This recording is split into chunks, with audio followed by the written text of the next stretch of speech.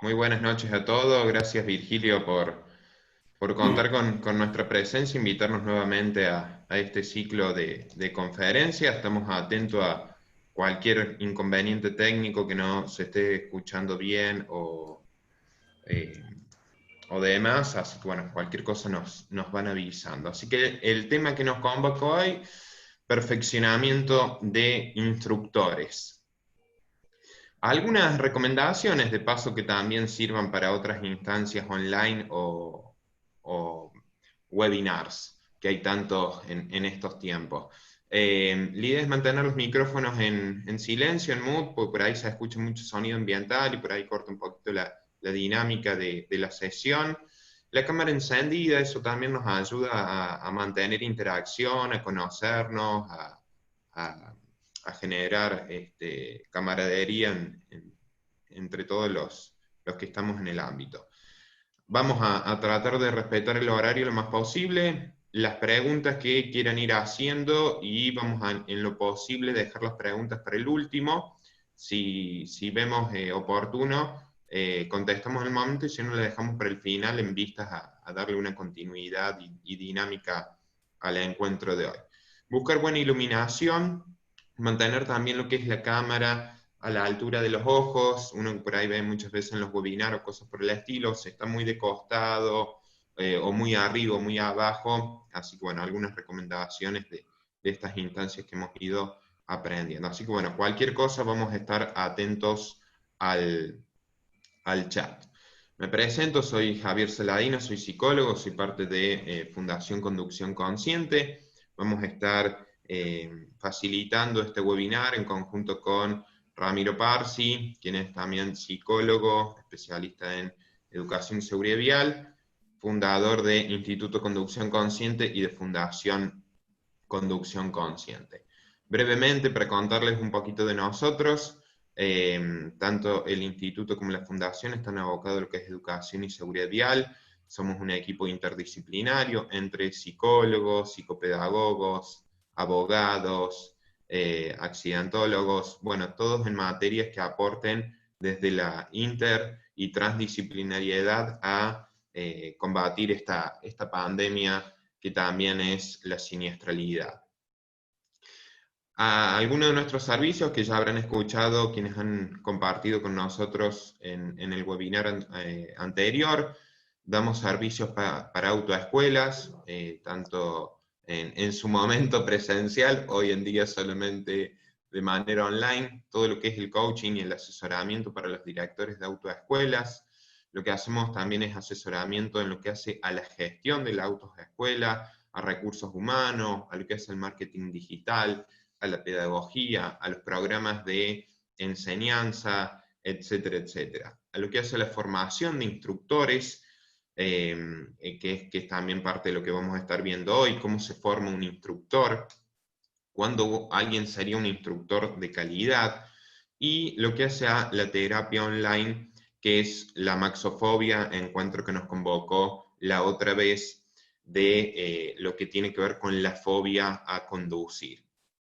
Brevemente un dato, el 30%, según datos de España, padece de amaxofobia y muchas veces están implicados en accidentes porque este miedo se traduce en el comportamiento vial. Así que bueno, hay una staff de psicólogos que se ha ido especializando en lo que es la terapia, en particular la fobia y en particular la fobia de conducción, con lo cual está bueno. No es lo mismo hacer un proceso de terapia con un psicólogo que puede tener a lo mejor especialidad en lo que es fobias y a su vez en este caso desde el instituto se brinda con respecto a la maxofobia, lo cual eso ayuda a este proceso de enseñanza-aprendizaje. Así que bueno, a partir de esto hay un grupo de psicólogos que emiten esta terapia de modo online, con lo cual esto puede llegar a cualquier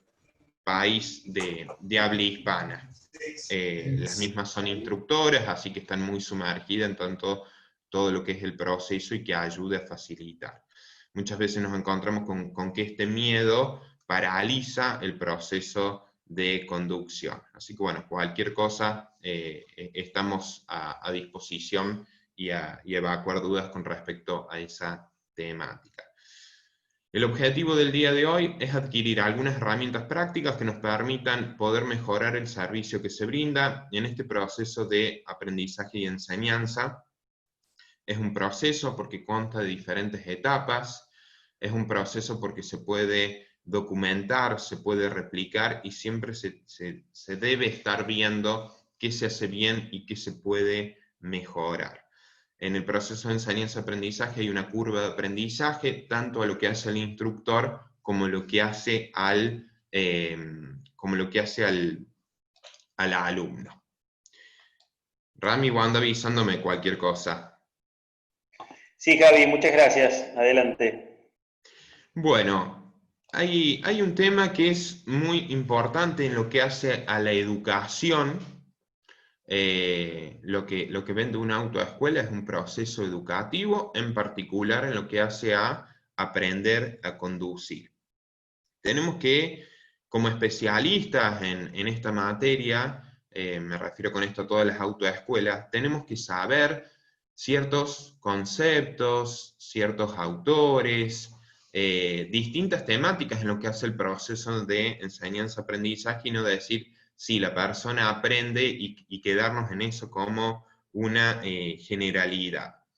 El tema competencias es un tema que si bien no es nuevo, por suerte últimamente se le viene dando mucha relevancia en lo que hace a la educación. Este es un tema también que se lo ve mucho en recursos humanos, en todos aquellos procesos donde haya alguien que nos está contratando por aprender algo. Entonces, bueno, para desglosar en qué consta eso de aprender algo, uno de los conceptos centrales es el de competencia. Entonces yo tengo que pensar como instructor, como director de autoescuela, cuáles son las competencias que tengo que desarrollar en un alumno y desarrollar en un instructor. Se habla de las competencias y a mí me gusta hablar como tres patas de una misma mesa, donde tenemos por un lado el conocimiento, que sería el saber hacer, el saber teórico. Por otro lado tenemos la habilidad, si esa persona sabe cómo hacerlo.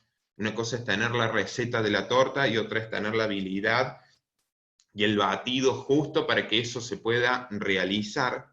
Y la tercera pata es la actitud, también llamado emocionalidad, lo que sería el querer hacerlo.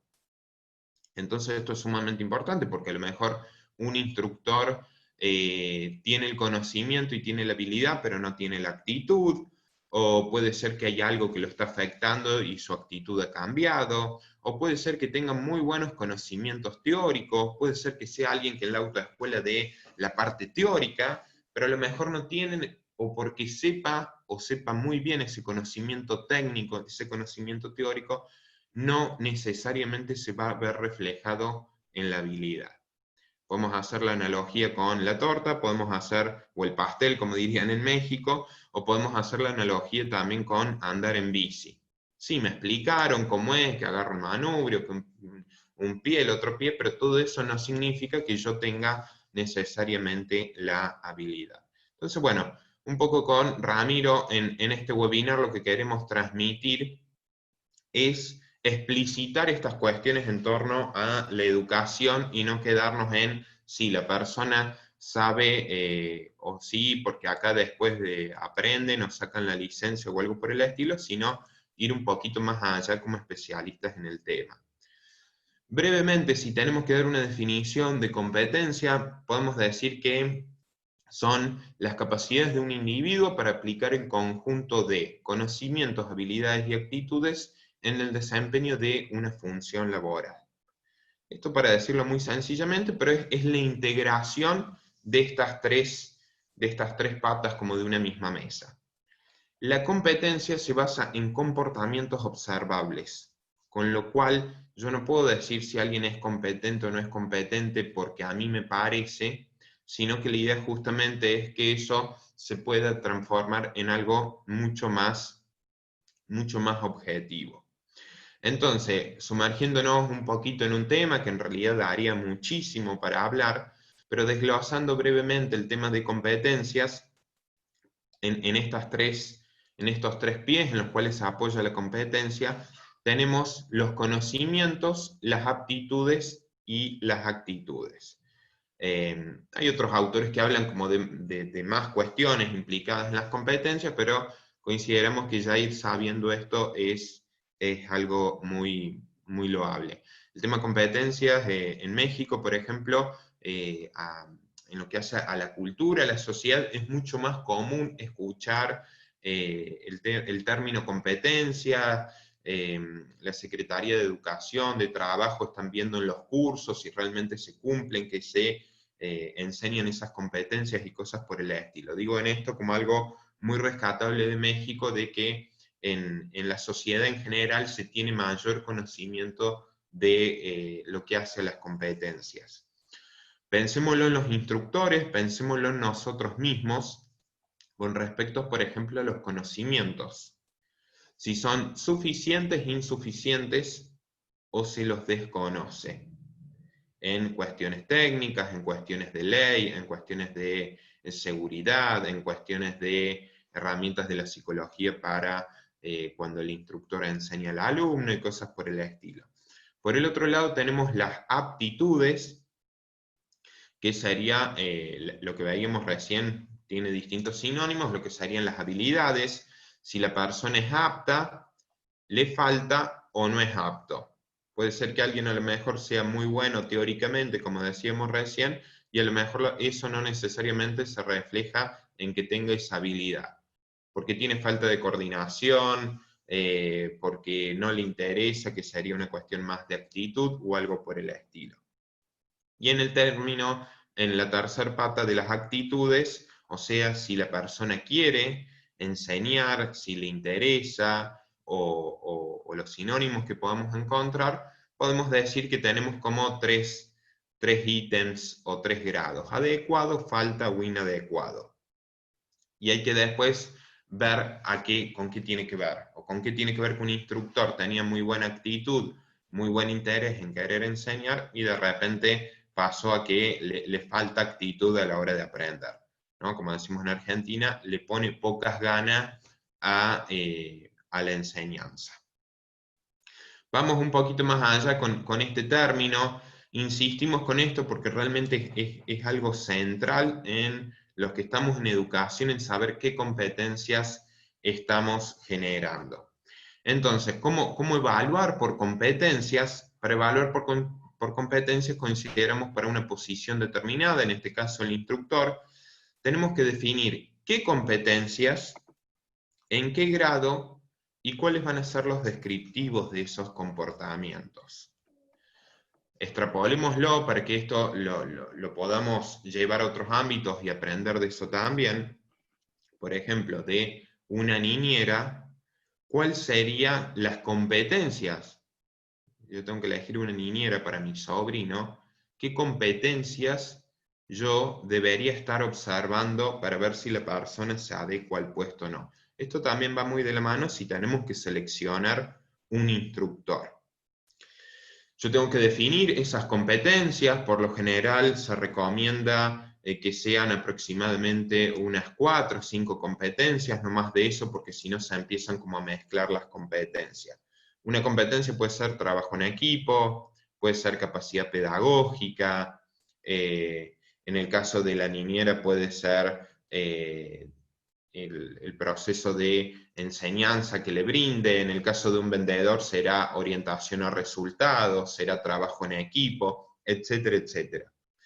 Después que yo tengo definidas qué competencias debe tener mi instructor ideal, mi instructor de calidad, nos vamos a en qué grado, porque yo puedo tener, por ejemplo, algo que se habla habitualmente, un instructor junior, un instructor semi-senior y un instructor senior. Entonces, bueno, yo no le puedo pedir a alguien que acaba de empezar a enseñar el mismo grado de competencias a alguien que ya lleva más tiempo con nosotros. Y después tenemos los descriptivos de esos compañeros, de esos comportamientos. ¿A qué nos referimos con estos descriptivos de comportamiento? Nos estamos refiriendo a hechos concretos, a hechos observables. La persona se puso nerviosa y el instructor, en palabras amables y de modo positivo, pudo calmarlo al alumno. Otro descriptivo de comportamiento. La persona conoce las distintas marchas del vehículo, reconoce la sigla RSM, retrovisor, señalización y maniobra, y lo usa en los momentos oportunos. ¿Qué estoy haciendo con esto? Estoy transformando algo subjetivo en algo objetivo. Si viene un instructor y yo digo, me resulta bueno, malo o demás, yo estoy cayendo en una posición totalmente subjetiva. Entonces tengo que pasar a algo más objetivo. ¿Cómo paso a algo más objetivo? En estas competencias. Defino competencias, defino su grado y defino los descriptivos de los comportamientos. Pensando en cómo podría ser esto, a lo mejor en otros puestos, en otros perfiles, supongamos que acá podríamos tener a un vendedor, entonces yo acá tengo las competencias que voy a evaluar, relaciones interpersonales, orientación a resultados, tolerancia a la presión, liderazgo, comunicación, adaptación al cambio. Pensémoslo en nosotros mismos. ¿Qué nota nos ponemos? Un 0, que no se observa o no se tiene. Un 1 sería bajo, un 2 sería algo medio y un 3 sería el grado más desarrollado. Entonces, bueno, esto es algo importante para pensar, bueno, ¿qué competencias debería tener un instructor? Estaría bueno que vayan contestando por chat qué es lo que consideran, qué competencias debería tener hoy un instructor para ser un instructor de calidad en nuestras autoescuelas. Puede ser que a lo mejor el instructor en la tolerancia a la presión tenga un 1, o sea que sea bajo o que sea medio, y que nosotros debamos desarrollarlo para que esa persona llegue a un 3. Otra competencia que debería tener un instructor es la comunicación. Yo voy a tener la definición de la comunicación y decir, bueno, si el instructor es junior, debería tener un 1, si el instructor es semi-senior, debería tener un 2, y si el instructor es un senior, debería tener un 3. Un alto grado de comunicación donde yo más o menos detalle ¿a qué me refiero con eso? Perfil del conductor. ¿Qué es más importante? ¿Qué piensan ustedes? ¿Qué pondrían de esto que es más importante por chat? La 1, la 2, la 3, la 4, la 5. ¿Elegirían un par de estas? Rami, ¿venimos bien? Muy bien, Javi, excelente. Estamos atentos al chat. Todas, dice Virgilio. Escuela de manejo ámbar, todas. Maricel dice freno y volante. Alex dice la 3. Yo manejo, dice perfil del conductor. Lautaro dice que la 4 es clave, todas. Escuela de manejo toca los comandos. Bueno, muchos coinciden en que todas. Bueno, es una respuesta que podríamos dar. ¿Por qué? Porque esto depende de nosotros cómo definamos qué es ese perfil de conductor, perfil de instructor. ¿Qué debería tener más? ¿En qué grado? Eso es algo que lo definimos nosotros. Si bien no debería ser, a ver, por ejemplo, la comunicación debería, probablemente en el manual de autoescuelas de Instituto Conducción Consciente y de cualquier otra autoescuela, debería haber ciertas cosas que se parezcan y no mezclar comunicación con liderazgo y trabajo bajo presión, pero cada uno lo define como quiera. O sea, yo hoy voy a Facebook, voy a Google, y en su manual de recursos humanos van a tener sus propias definiciones de lo que entienden liderazgo, trabajo en equipo, cosas por el estilo. Entonces va a depender de nosotros a qué de esto le damos más importancia o hacemos más hincapié. De alguna forma la pregunta es capciosa porque busca que las respuestas sean todas, dependiendo del momento y de lo que nosotros definamos. Entonces, cuando pensamos en qué comportamientos o qué competencias vamos a desarrollar en los instructores o facilitadores, es muy importante que nosotros explicitemos cuál sería el instructor ejemplar o modelo. Si yo no tengo claro cuál es, qué película, supongamos que somos todos acá críticos de cine, si yo no tengo claro cuál es una película 5 estrellas, me va a costar trabajar para llegar a eso. Y me voy a quedar en bueno, malo, más o menos. Entonces, mientras más nosotros podamos hacer estos ejercicios para explicitar cómo debería ser un instructor, qué competencias estamos desarrollando en los alumnos, más efectivos vamos a ser. Mientras más efectivos seamos, mejor va a ser el proceso de enseñanza-aprendizaje, mejor calidad de servicio vamos a tener y también podemos achicar más la curva de aprendizaje. Hoy en cualquier institución se habla de curva de aprendizaje. ¿Cuánto tiempo lleva formar un instructor? ¿Cuánto tiempo lleva formar una secretaria? ¿Cuánto tiempo lleva formar un director de autoescuela? Entonces, en el perfil del instructor, acá podemos decir que, por ejemplo, una competencia es su capacidad pedagógica. Si nosotros, como decíamos recién, tenemos que definir 5 o 6 competencias para un perfil determinado, para lo que se denomina un perfil del puesto, la capacidad pedagógica debería ser una o algún nombre similar. En este caso lo definimos como las capacidades técnicas que tiene una persona y las capacidades de enseñanza al aplicar. Y acá podemos detallar un poquito lo que es el principio del realismo, la aproximación, lo que hace la intuición, el refuerzo positivo y a la individualización. Rami, no sé si quieres comentar algo de estos principios o querés que avance a la filmina siguiente. Si te parece, Javi, avanzamos. Bien, entonces, ¿cuáles pueden ser las competencias necesarias en un instructor? Comentemos por chat, así como recién veíamos capacidad pedagógica. Coméntenos cuáles consideran que deberían ser competencias en un instructor.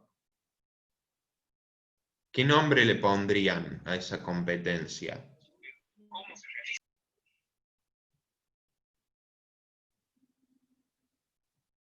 Recién dábamos algunos ejemplos. Autocontrol, dice Escuela Mexicana de Automovilismo. Conocimientos técnicos, bien. Autocontrol, empatía. Yo manejo Mauricio, dice conocimientos técnicos y empatía. José dice empatía. Escuela de Manejo Tocollar dice empatía y tolerancia. Vocación dice Rubén Farías. Maricel dice conocimientos técnicos, pedagógicos. Gaby dice comunicación, poder transmitir el conocimiento de manera efectiva. Toma de decisiones en situaciones determinadas. Motivador dice Virgilio. Bueno, conocimientos, paciencia, teoría técnica, práctica.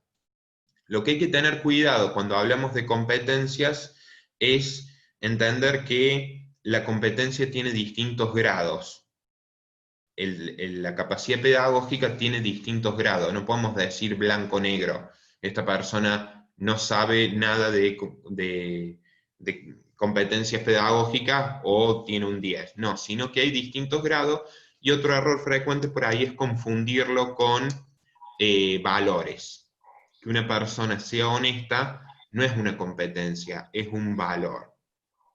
Enrique Javier. pone, sí, Sí, en esta sí agregaría de que un bien, instructor tiene que tener, muy desarrollada la habilidad de poder tomar registro del comportamiento del alumno. ¿A qué me refiero con esto?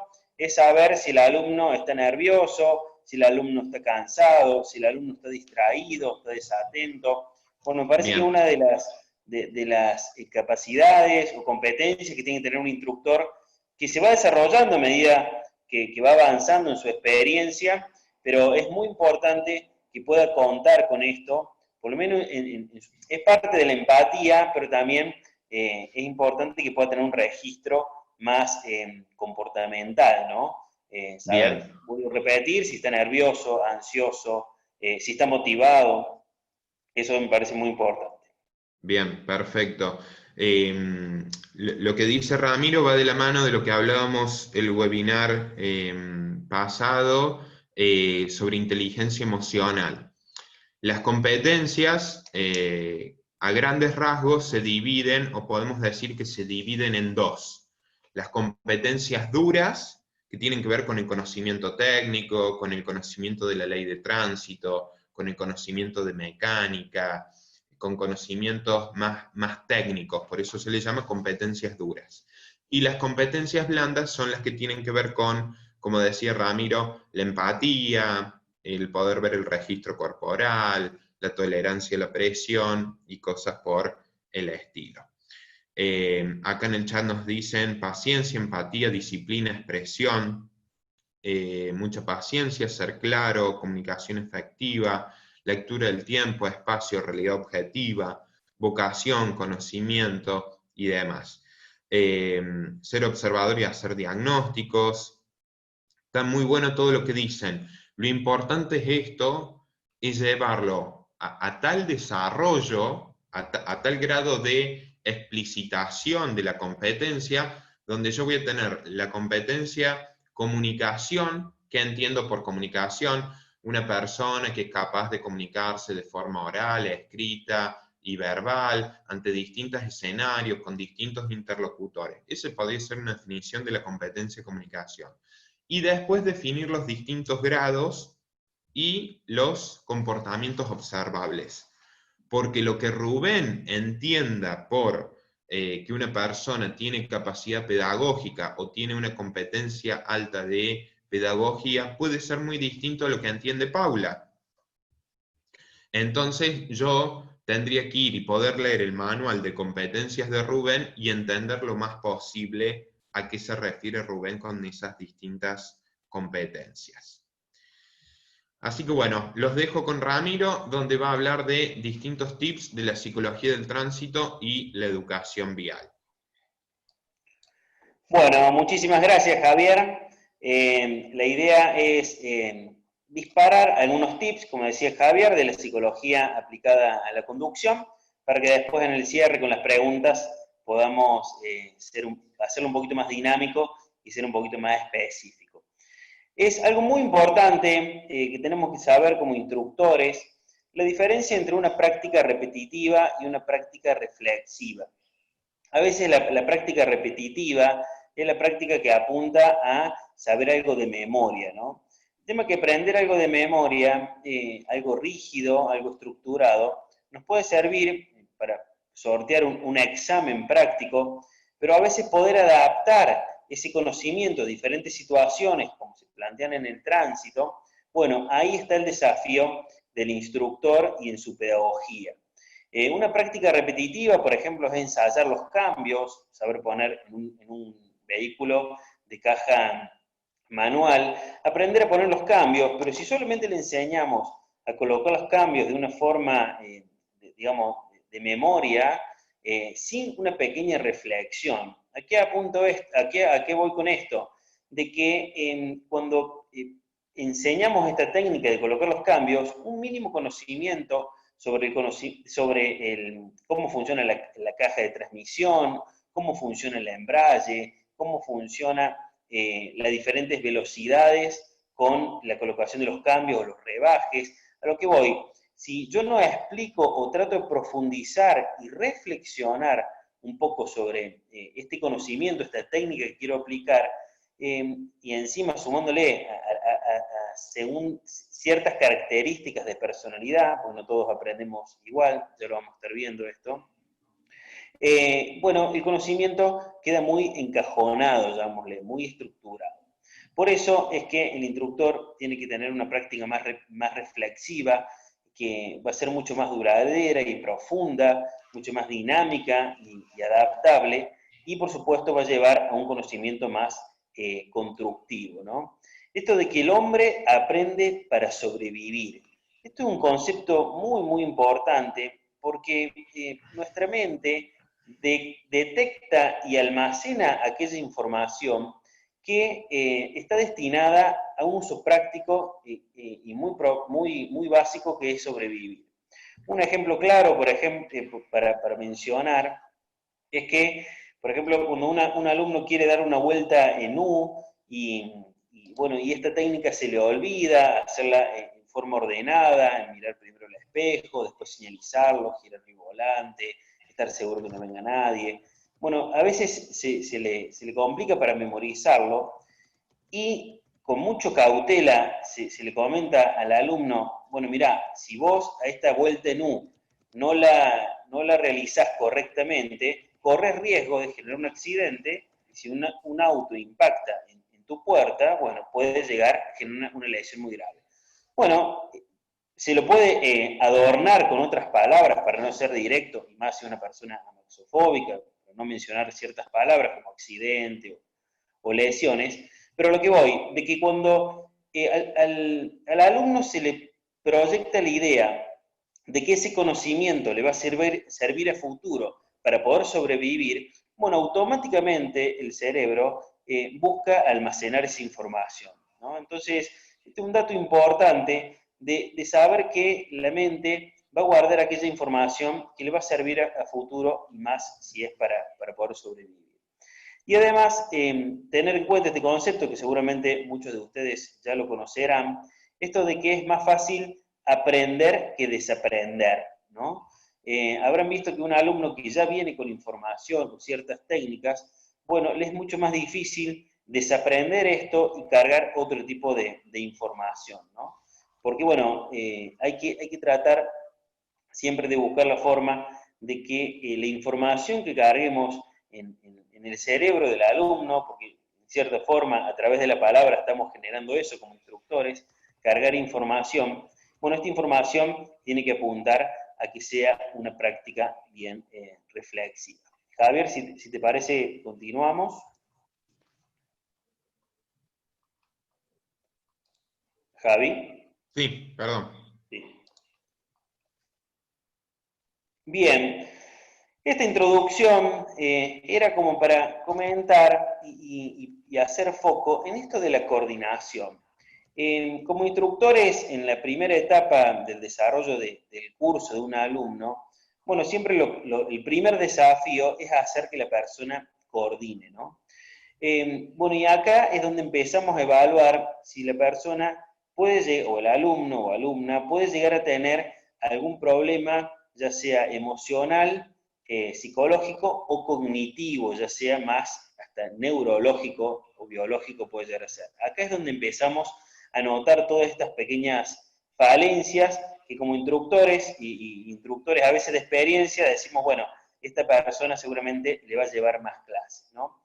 Quise hacer o nombrar esta definición que encontré de coordinación, sería hacer referencia o unir o juntar dos o más cosas para que formen un conjunto armonioso o sincronizado, ¿no? En esto que el alumno tiene que sincronizar sus miembros inferiores y superiores, manos y pies, volante y pedales, con caja de cambio, sumándole comandos de guiño, luces. Bueno, la cuestión de la coordinación es compleja porque son muchas tareas que se ponen a la vez, como dice en esto de unir o juntar dos o más cosas, ¿no? Bueno, para el cerebro, en cuestiones de información sucede esto, que empieza a procesar varias cuestiones a la vez. Continuamos.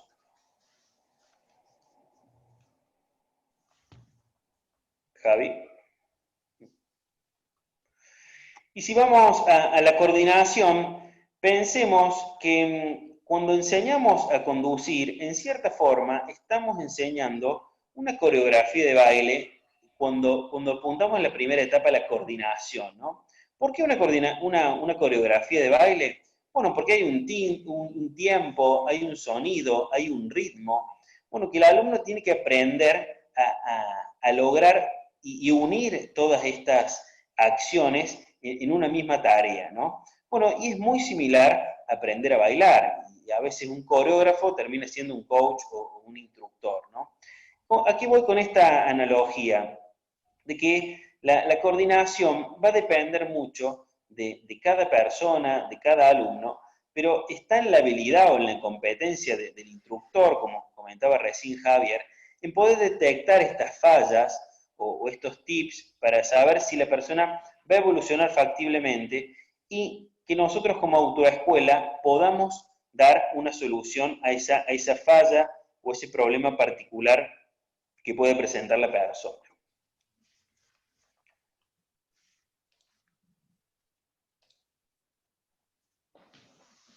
Bien, ahora para votar, quería comentarles, a ver qué les parece, lo vamos a poner por chat, Javi va a estar atento. ¿Qué les parece? ¿Es lo mismo la atención y la concentración? ¿Qué les parece? ¿Verdadero o falso este concepto? Es falso, dice Guadalupe. Y Sale también dice que es falso, Rodrigo Contreras dice que es falso, muy bien. Bien, bueno, como que todo, bueno, ahí dice, Escuela de Manejo, Mauricio dice, bueno, lo pone en signo de interrogación, ¿no? Bueno, era muy direccionada la pregunta en sí, pero así es, no es lo mismo, es totalmente falso, por eso vamos a ver de qué se trata.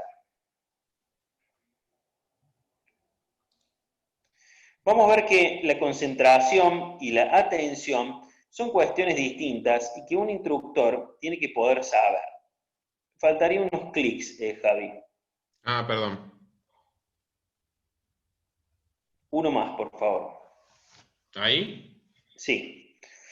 La atención es la capacidad de seleccionar la información recibida a través de los sentidos. ¿Qué quiere decir? Que entre todos los estímulos que podemos llegar a tener arriba de un vehículo, ya sean, no sé, estímulos internos del vehículo, como por ejemplo el panel de luces o el tablero de los comandos o la utilización de algún, vuelvo a reiterar, de algún comando o demás, estímulos externos, como puede ser un peatón, puede ser una señalización. Bueno, la atención, ¿qué va a hacer? Bueno, poder seleccionar esta información y decir, bueno, ahora tengo que concentrarme, y ahora voy al otro concepto, que es la capacidad de mantener esa atención sobre un objeto o tarea. ¿A qué voy con esto? Por ejemplo, cuando queremos enseñarle a colocar los cambios, bueno, va a prestar atención para cómo colocarlo, ¿no? Poner primera, segunda, tercera, cuarta, cómo hacer el movimiento, cómo ejercer la fuerza sobre la palanca. Pero después que ese alumno sale a conducir, a la segunda cuadra pierde un poco su concentración de mantener la atención en esta actividad y se distrae con un peatón y pone otro cambio. Bueno, ahí es donde empieza a tener inconvenientes y si no detectamos como instructores saber si la persona por lo menos selecciona el estímulo o después si puede sostener la atención sobre esto. Bueno, esto es fundamental que lo tengamos en cuenta para empezar a entender si es una cuestión a veces de estímulos, de exceso de estímulos o de exceso de emociones o cuestiones internas que le esté sucediendo al alumno. Continuamos. Aparte de todo esto, tenemos que saber de que, bueno, no todos somos iguales, como comentaba recién, y no todos procesamos de igual forma la información. Tenemos diferentes canales para recibir la información, ya sea más visual, dice que el 80% de la información ingresa por la vista, hacia el cerebro. Tenemos una cuestión auditiva de escuchar el dictado de la clase, o hay personas que son más, tienen una predisposición a ser más kinestésicos. ¿Qué quiere decir con esto? Que le es más fácil a la persona a veces hacer la acción que en vez de mirar al instructor cómo la hace o escuchar cómo se lo está mostrando, ¿no? Vamos a continuar la siguiente filmina. Entonces, es muy importante que lo tengamos en cuenta porque, a ver, cómo la persona, qué predisposición tiene la persona para recibir la información. Entonces, como instructores tenemos que tener diferentes estrategias para poder, en cierta forma, ingresar en la mente o en el cerebro de los diferentes alumnos, ¿no? ¿A qué voy con esto?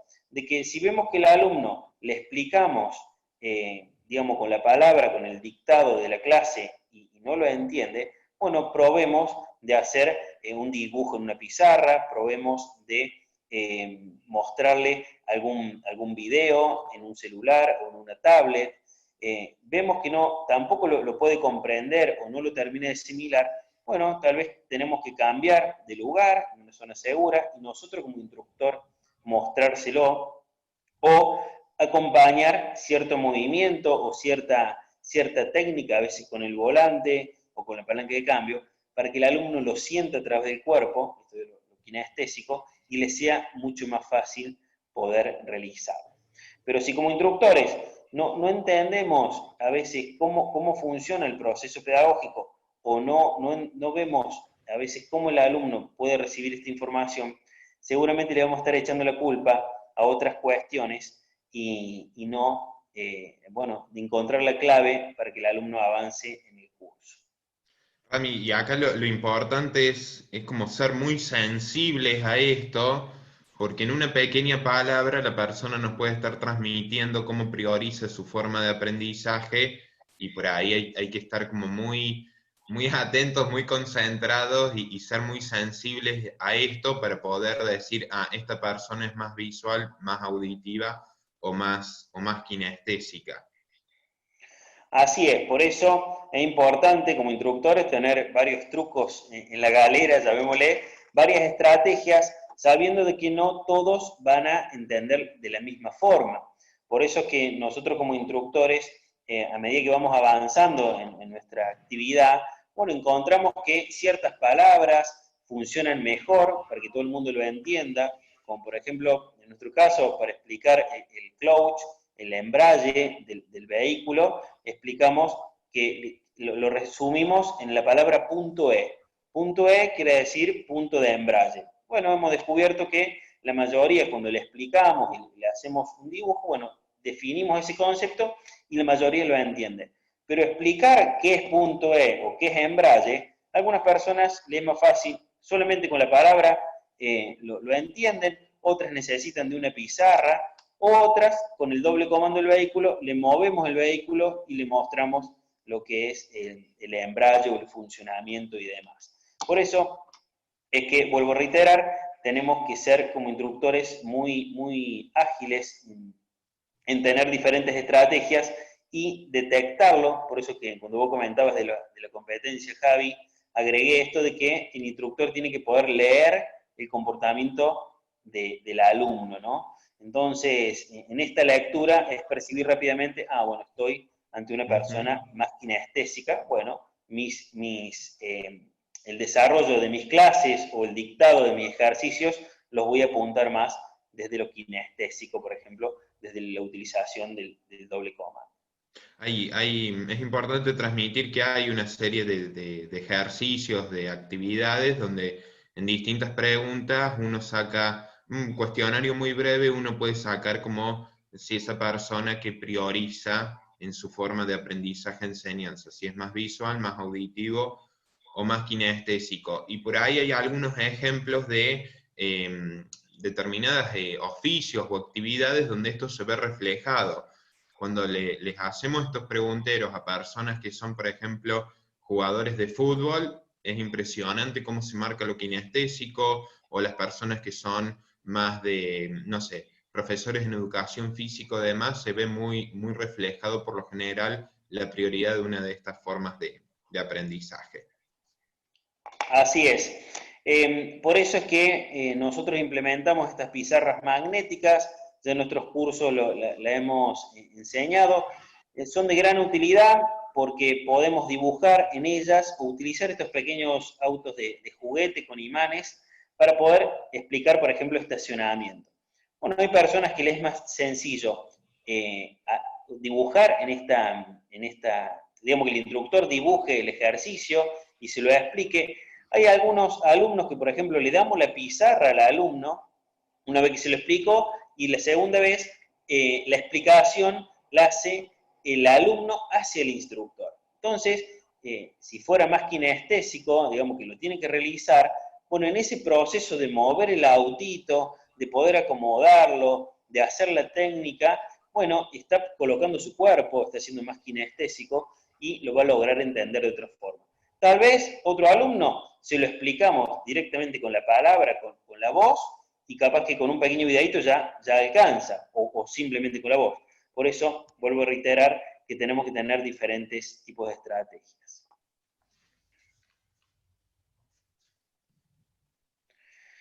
Bueno, este es un poco el eje del webinar de hoy que queríamos comentarle. Es muy importante poder trabajar el desarrollo de cada curso con objetivos medibles. Lo que no se puede medir, no se puede mejorar. Entonces, sé que en algunas autoescuelas es un poco engorroso esto, no lo aplican, pero este seguimiento a alumnos es sumamente interesante. Voy a pasar a explicar un poco la tabla. Lo que ven en la cantidad, dice del 1 al 15, en este caso es un curso que es superación de temores, son 15 clases. Esas 15 clases después están divididas en 3 etapas, que es la primera etapa de coordinación, que es la de la clase 1 a la 4, de la clase 5 a la 12, que es la etapa de educación y seguridad vial, y la última etapa es de la clase 13 a la 15, es la etapa de estacionamiento. Una vez dividido por etapas, lo tenemos dividido por clases. Entonces, en cada clase, el alumno tiene que poder cumplir 4 objetivos fundamentales. Si el alumno no cumple esos 4 objetivos fundamentales, no puede avanzar a los objetivos de la siguiente clase. Entonces, así es una forma de cuantificar el avance del alumno, y a veces en autoescuelas grandes que manejan grandes volúmenes de alumnos, para el instructor le es muy difícil seguir cuál es el siguiente paso, en dónde se quedó el alumno, qué fue lo que más se le dificultó. Bueno, entonces es muy importante tomar este registro y tener un seguimiento, ¿no? Bueno, y después vamos tildando ahí en los casilleros al lado del objetivo, si lo cumplió o no, y al último, el alumno firma esa planilla por una cuestión de registro. Y además, en el encabezado de la planilla, no sé si lo logran ver, bueno, están los datos del alumno, como por ejemplo datos muy importantes para un instructor, saber si la persona usa lentes o no, porque hay veces que hay alumnos que le da vergüenza usar lentes, o no están acostumbrados, o no asocian que tienen que usar lentes para conducir. Dicen, no, si yo veo bien de lejos, pero vemos que sobre el vehículo y en movimiento, bueno, no ve correctamente y debe utilizar los lentes. Saber la obra social, en nuestro caso, al ser psicólogos, y en Argentina, la obra social cubre parte del tratamiento con personas con amaxofobia, entonces parte del curso lo paga la obra social, por eso es importante saber la obra social. El tratamiento que está realizando, si es médico o psicológico, y qué tipo de tratamiento o medicación está tomando. Esto también es muy importante porque hay cierto tipo de medicación, como por ejemplo medicación para bajar la ansiedad, por ejemplo Rivotril, que en Argentina se llama así, que es Alplax, son las benzodiazepinas. Bueno, esta medicación influye en cierta forma en el sistema nervioso central y ralentiza ciertos movimientos. ¿Qué quiere decir? Que nos demora en nuestro tiempo de reacción. Bueno, la persona va a procesar y va a reaccionar más lento. Bueno, como instructor tenemos que saber si esa persona está medicada o no. Por eso esa información está también en la planilla. El número de teléfono, y en algunos casos, en esta planilla no está, el número de emergencias, por si nos ha pasado a personas que muy amaxofóbicas, que han tenido, por ejemplo, en una clase un principio de ataque de pánico, ataque de ansiedad. Bueno, el instructor sabe a quién llamar en el caso de que pueda llegar a suceder una cuestión así.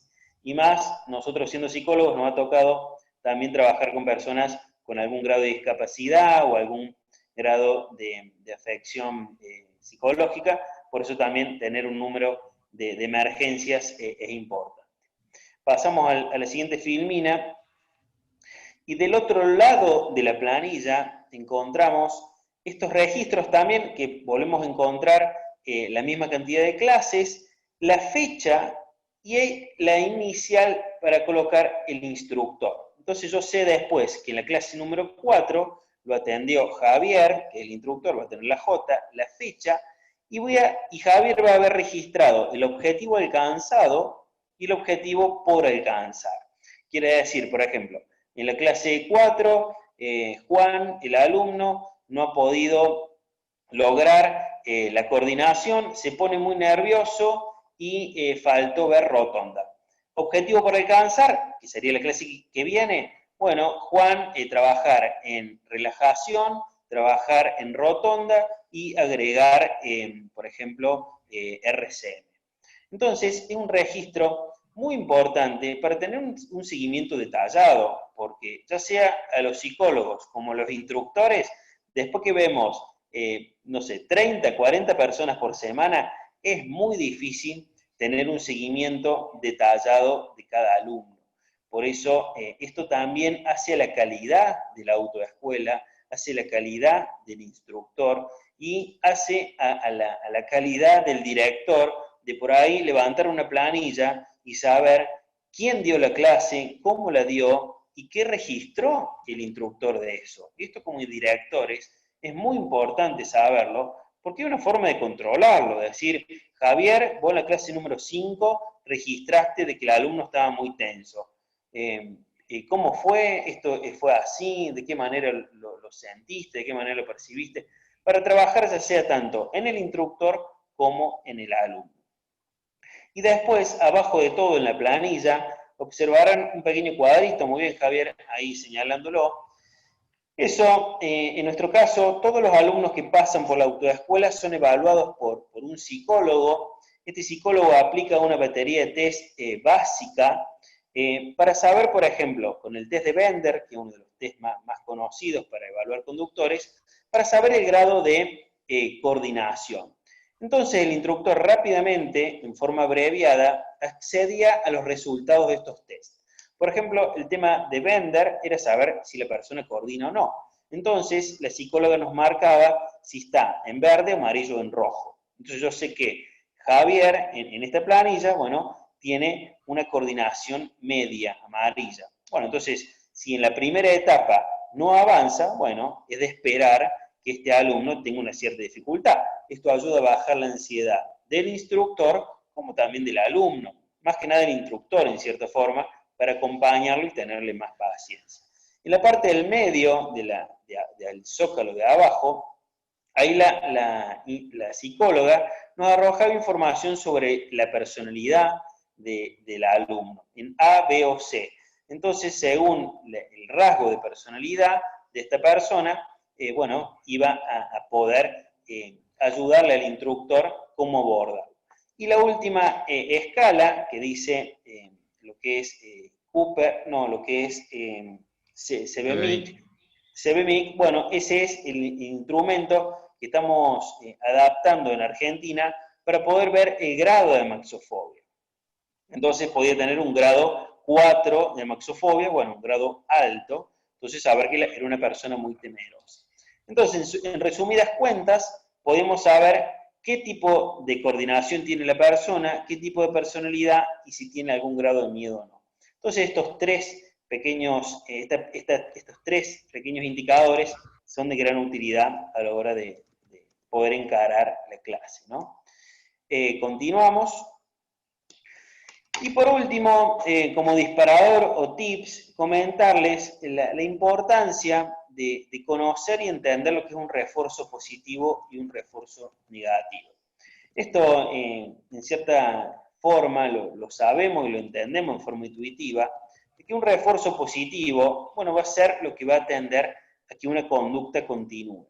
Un refuerzo positivo sería, lo estás haciendo muy bien logrado, excelente, así se hace, etcétera, etcétera, digamos, que podamos marcar y motivar la conducta del alumno. Pero ¿qué sucede?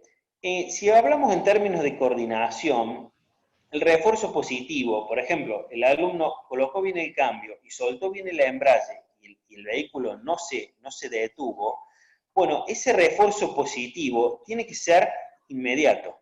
Digamos, soltó bien el embrague, sentimos que lo logró, que lo hizo bien, Muy bien, Javier, lo hiciste muy bien, continuemos. Tiene que ser inmediato, porque si el refuerzo no lo hacemos en el tiempo justo y en el tono de voz justo, quiero decir, no es lo mismo decir, muy bien, Javier, lo hiciste bien. No, no es lo mismo decir, muy bien, lo hiciste bien, continuemos.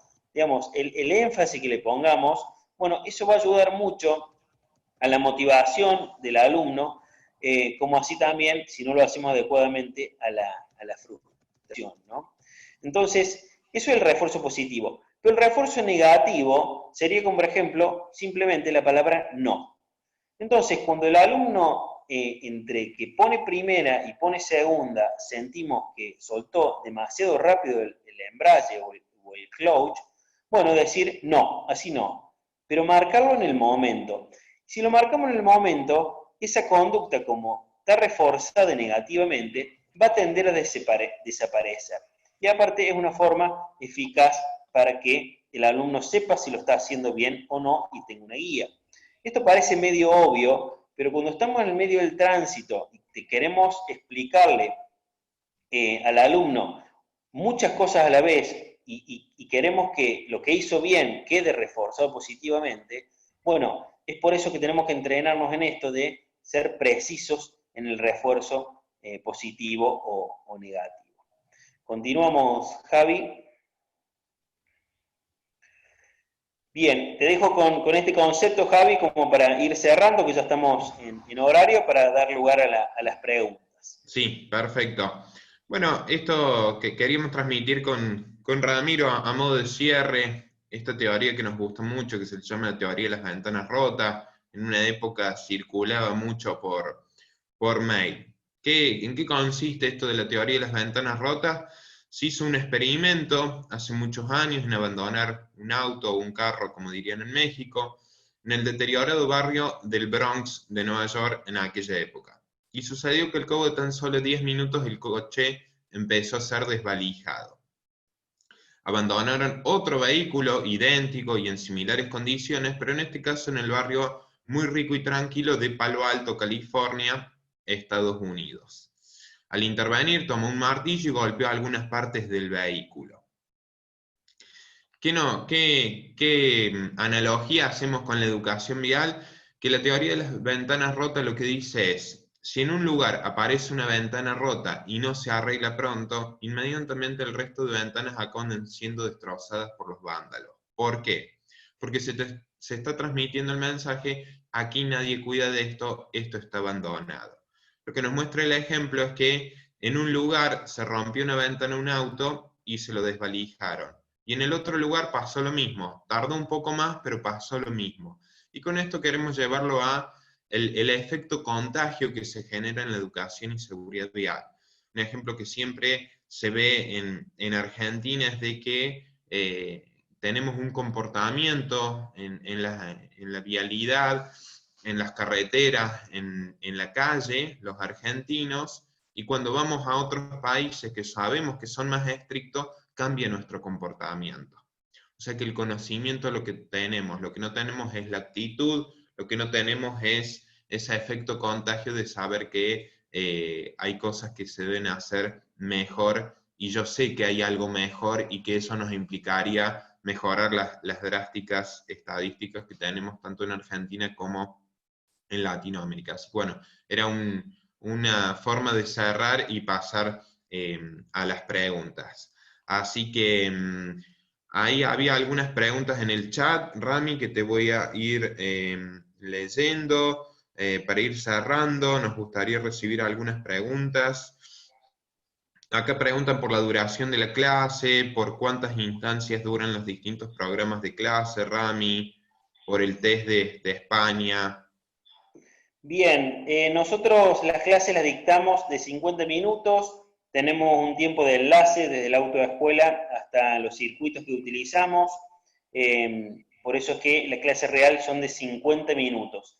Y tenemos diferentes planillas, como vieron la planilla de superación de temores, también tenemos cursos, por ejemplo, de 12 clases, que es para principiantes, curso de 9 clases, que es para ya personas un poquito más avanzadas, que ya le llamamos perfeccionamiento, y de 4 clases que solamente es para estacionar. pero cada planilla tiene sus objetivos y su seguimiento. Por eso es muy, muy importante poder registrar de esta forma cada uno en su autoescuela y según el curso que vayamos a dictar. Bien, Rubén pregunta, ¿hay técnicas para corregir y mejorar la lateralidad? Hay personas que tienen dificultad con respecto al espacio lateral, por ejemplo, no saber si está muy cerca o lejos del cordón. Muy bien, sí, así es. Hay técnicas para esto y la mejor forma es poder tomar referencias dentro del vehículo. ¿Qué quiere decir? Que, por ejemplo, saber que cuando el alumno marca la mitad del parabrisas, bien, con el cordón, alinea la mitad del parabrisas con el cordón, mostrarle que está a unos 20 centímetros de la calzada, del cordón, ¿no? Entonces, cuando el alumno toma referencias dentro del vehículo hacia afuera, bueno, ayuda a que tome dimensión. Bueno, esto es un poco difícil de explicar sin una lámina, pero colocamos pedacitos de cinta o a veces calcomanías dentro del vehículo para marcar estos puntos de referencia. Entonces el alumno toma referencia a partir de este punto y le es más fácil medir distancias. Ok. DSG Autoescuela pregunta, ¿cómo podemos medir el grado de amaxofobia?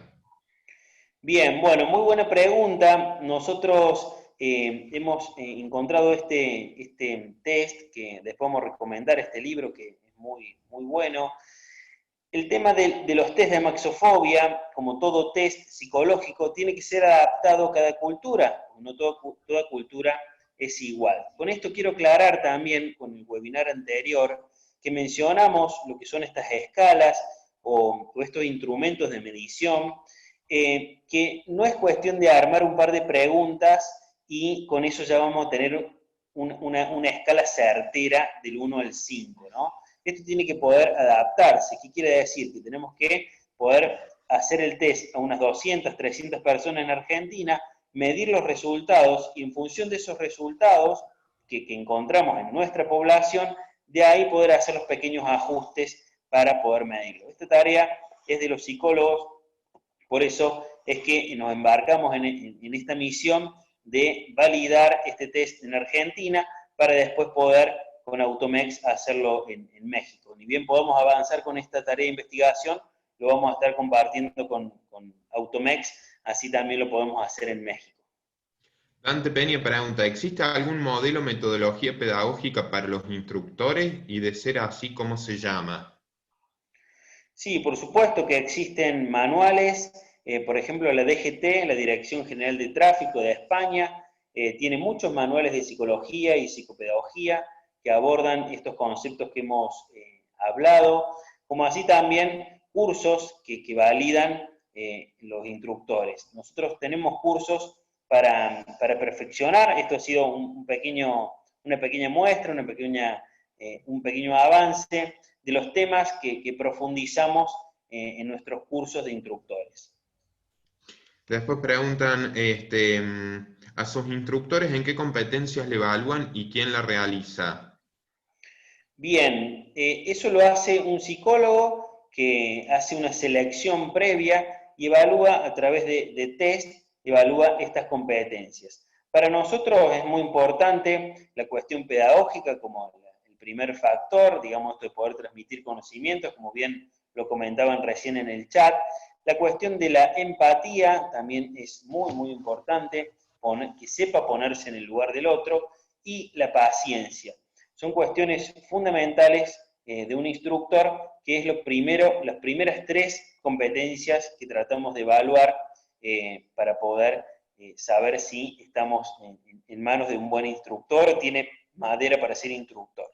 Más allá que después, por supuesto, tenemos que poder pulirlo, pero es importante saber si la madera es buena, digamos que tiene un buen perfil para después poder mejorarlo. Daniel, algo recomendable también es el diccionario de competencias de Marta Hayes, que es una persona que tiene mucha bibliografía en lo que hace a recursos humanos, y ahí también pueden surgir ideas de competencias y de tomar las competencias que ella plantea y de adaptarlas a la autoescuela. Raúl, la técnica de la mitad me ha servido enormemente para los espacios, me lo compartió mi querido Rodrigo de Acción y Reacción. Vamos cerrando ya con las últimas preguntas y comentarios. Alex dice, Javier, yo busco un... Sí, una pequeña aclaración, que a veces como autoescuela no estamos acostumbrados a recurrir a una consultora o recurrir a una psicóloga para que nos haga una pequeña selección. Entonces nosotros, cuando estamos por incorporar a un instructor a nuestra autoescuela, hacemos el comunicado, llegan los currículum, pero después el análisis, decir, che, bueno, de estos 10 que me gustaron, me gustaría que lo evalúe un psicólogo. Esto es interesante poder hacerlo, porque el psicólogo a través de los test va a poder sacar más información y arrojárnosla como directores y decir, che, de estos 10 que te gustaron a vos, los que tienen estas competencias de empatía, pedagogía, paciencia, pocos niveles de agresividad, bueno, va a ser Juan, o Juan, Pedro y Pablo. Y después de estos tres, elegimos nosotros el que más nos gustó o que más intuitivamente nos cayó bien.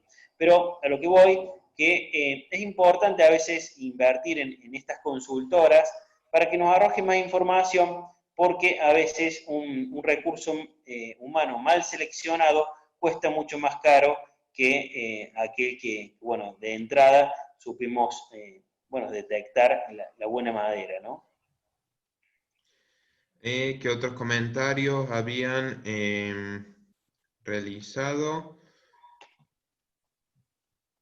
Eh, la técnica, bueno, lo busco en línea junto a la banqueta, acomodo las llantas derechas sobre la línea y le pido que ubiquen un punto de referencia, ya que a esa altura están las llantas.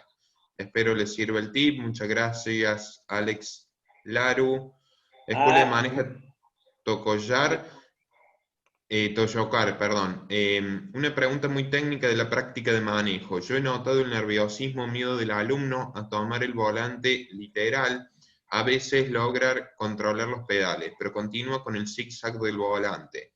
Mi pregunta es, ¿qué técnica o ejercicio recomiendan para lograr que el alumno tenga control del volante? Es decir, que se vaya derecho por el carril.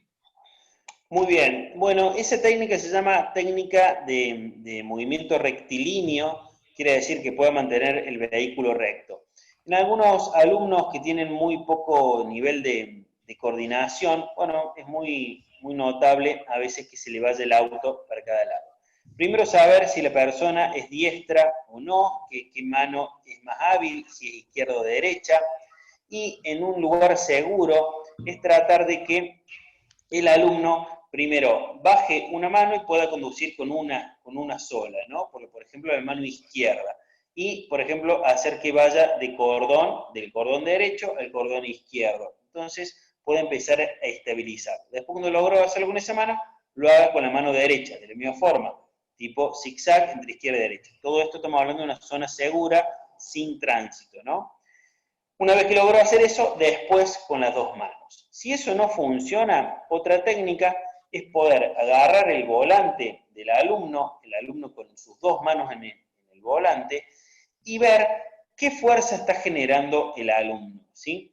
Cuando tomamos el volante como instructores, el volante tiene que ser, en cierta forma, tiene que tener un movimiento suave o suelto, llamémosle. No tenemos que detectar tensión, ¿no? Si detectamos tensión, tenemos que identificar si el alumno está tirando del volante, está presionando el volante o indefectiblemente está haciendo fuerza para un lado sin darse cuenta.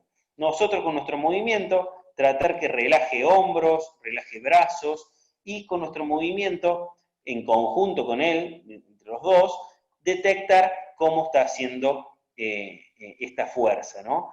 Eso son algunos tips que ayudan a mejorar la coordinación en la técnica de movimiento rectilíneo. Después preguntan, Escuela de Manejo Ámbar, ¿cuánto tiempo dura la capacitación para instructores?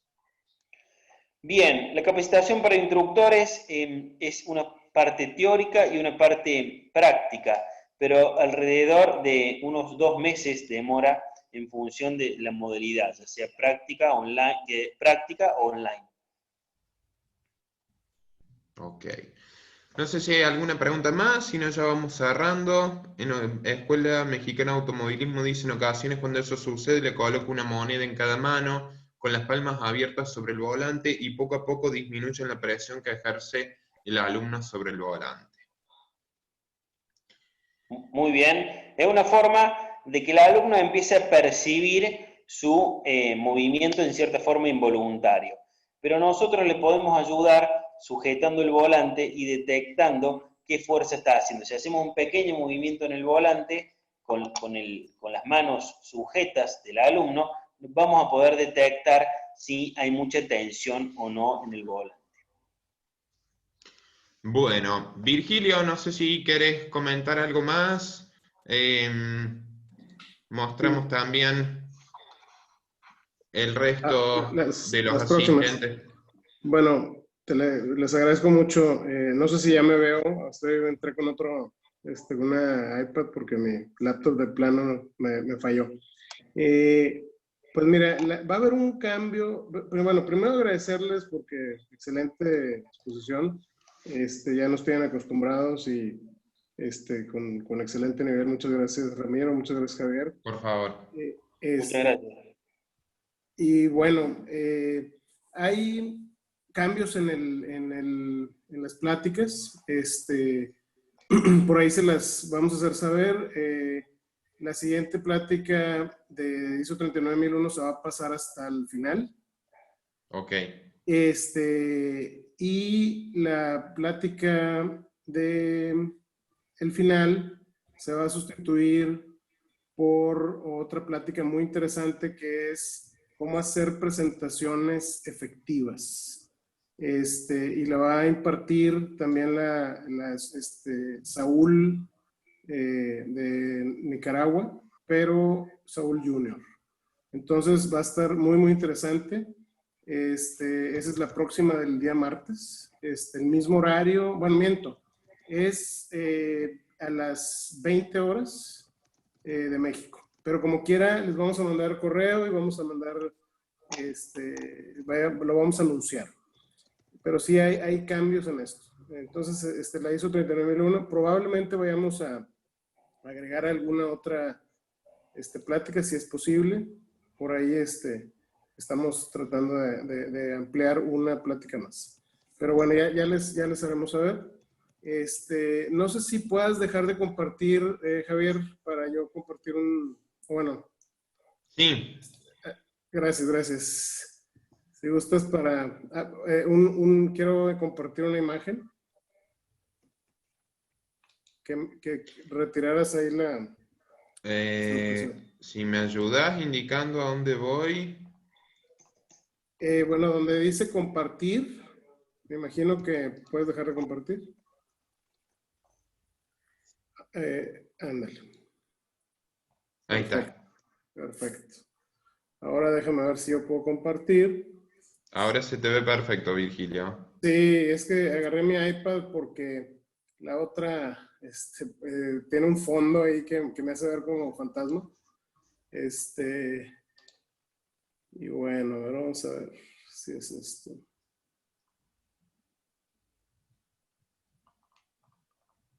A ver, no se dejan, perdón.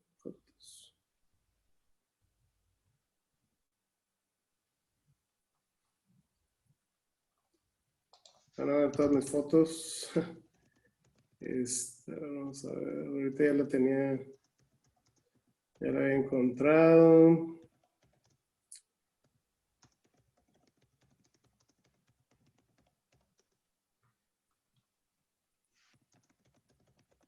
Perdónenme, ya la tenía seleccionada y se me movió.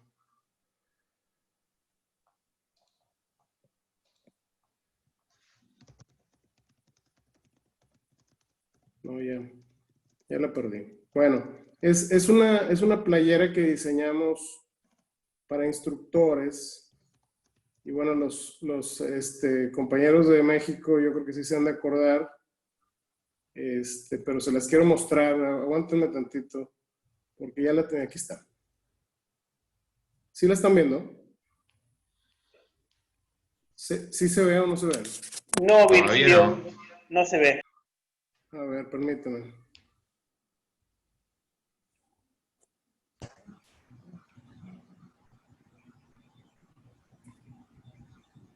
Ahora sí. No, pero esto no era lo que yo quería que vieran, discúlpenme. Es que nunca uso iPad con esto. Esta es una de mis sucursales, discúlpenme. Muy bonita tu autoescuela igual, Virgilio. Gracias, gracias. Es que sabes que está... ¿Qué quieres, Virgilio? ¿Quieres la playera que usamos en Sí, la la playera. convención? ¿En la convención? ¿La playera que usamos en la convención? No, la de los instructores, que dice, tan bueno para ser instructor, y tan loco para amarlo, algo así, ¿no? Pero bueno, quería que la vieran. Se me está complicando mucho porque la encontré y la seleccioné y luego salió la imagen, no sé por qué, y se me está complicando esto. Pero bueno, bien, la idea era enseñarles esta imagen. Es una playera que dice tan bueno, algo así, para ser un instructor y tan loco para amarlo, ¿no? Entonces, todo esto que están diciendo ahorita, se resume más o menos en eso, ¿no? Uno tiene que tener esa pasión para poder ser instructor y puede uno analizar las competencias, pero tienes que tener ese amor por ser un instructor, ¿no? Hay gente que no lo sabe, a veces entran, a veces porque necesitan el trabajo, porque piensan que pueden hacerlo y después descubren que es una vocación de por vida, y tienen mucha satisfacción al hacerlo, ¿no? Entonces nosotros tenemos instructores que tienen, no sé, 15, 20 años de ser instructores y a veces nos ha tocado que vamos a alguna preparatoria, algún lado, a dar alguna plática, nos acompañan algunos instructores y llegan exalumnos, exalumnas desde 3 canchas de básquetbol allá gritando el nombre del instructor y los aman, ¿no? Entonces, ahí es donde uno ve precisamente esto, ¿no? Que es recíproco. O sea, no nomás es de parte de la satisfacción, no nomás es del instructor, sino el agradecimiento de los alumnos. Y yo creo que esa es la evaluación más grande que tiene un instructor, ¿no? Fuera de un papel, fuera de una certificación, el que los alumnos se comporten de esa forma y estén súper agradecidos años después y saquen su licencia y se le enseñen y mira, sí pude sacar mi licencia, etcétera. Eso es, yo creo que lo más valioso. Pero bueno, obviamente, perdón, adelante. Perdón. Entonces, bueno, básicamente sería esto. No sé si alguien tiene alguna pregunta que les quieran seguir haciendo a Javier o a Ramiro. Y bueno, básicamente daríamos por terminado si no hay otra pregunta. Tú puedes ver el chat, Ramiro, porque aquí se me borró completamente. Sí, yo lo estoy viendo, Virgilio. Solamente me veo yo mismo, entonces no veo a los demás, no veo las reacciones de los demás. Muy bien, entonces damos por terminado. Les agradezco a todos que nos acompañen y les digo, el próximo martes tenemos una muy interesante. Todas han sido muy, muy interesantes gracias a nuestros expositores que nos han regalado su tiempo y su experiencia y sus habilidades también. Entonces, vamos a seguir, estamos a la mitad. Y bueno, si podemos agregar otra conferencia, vamos a tratar de hacerlo ya al final. Incluso puede ser que sean 2 más. Pero bueno, ya les comentaremos. Y les digo, esto es algo que agradecemos mucho a los expositores y también a ustedes por asistir y hacer el esfuerzo con otros horarios de sus países. Y bueno, pues esperamos que esta situación del COVID se vaya solucionando y que bueno, estas pláticas también nos distraigan un poco y nos hagan aprovechar un poco este tiempo. Muy bien, los dejo. Entonces, nos vemos, si Dios quiere, el martes. Por ahí van a recibir el correo con la grabación de esta plática y con ya los horarios, el horario y cómo se llama, etcétera, de la siguiente plática del martes. ¿Muy bien? Una última pregunta, Virgilio. Bien, Ramiro, adelante. Soy Rodrigo, Virgilio. Rodrigo, perdón. Una última pregunta para Ramiro y Javier. La puse hace ratito, a lo mejor no la estructuré bien. Perdón. Es la siguiente. ¿De qué forma impacta directamente con el desarrollo del alumno el cambio de instructor con respecto a la empatía? ¿Tienen alguna medición ustedes?